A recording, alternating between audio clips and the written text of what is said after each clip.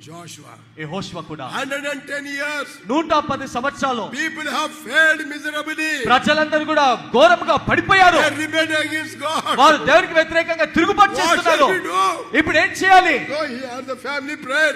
కుటుంబ ప్రార్థన కలిగి ఉన్నాడు. His wife and children. తన భార్య పిల్లలు ఉన్నారు. What shall we do? మనం ఏం చేయాలి? They all came to one conclusion. వారందరూ కూడా ఒక్క తీర్మానానికి వచ్చారు. Whether they serve God or not. వారు దేవుని సేవించినా చేయకపోయినా, if all whole nation reject God, దేశమంతా దేవుని తృణీకరించినా సరే, we will serve the Lord. మేము సేవిస్తాము. We will serve the Lord. మేము ప్రభుని సేవిస్తాము. What a family.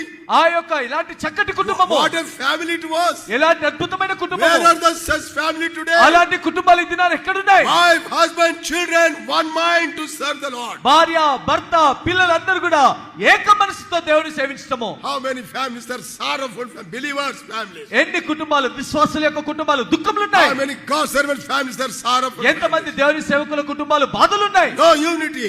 ఐక్యత లేదు. No oneness. ఏకత్వము లేదు. But these people said, కానీ వీరన్నారు, Daddy, you don't worry. నాన్న నువ్వు బాధపడొద్దు.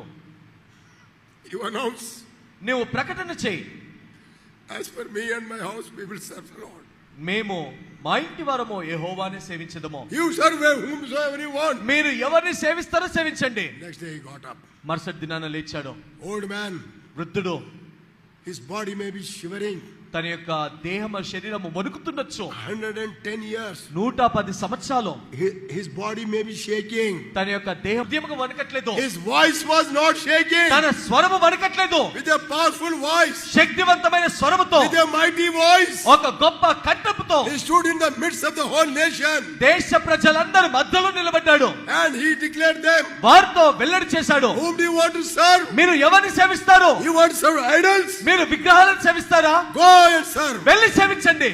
As for me and my house, yesterday night we have decided we will serve the Lord. నిన్నటి రాత్రి మేము తీర్మానం చేసుకున్నాము, నేను మా ఇంటి వారము యెహోవాని సేవిస్తాము.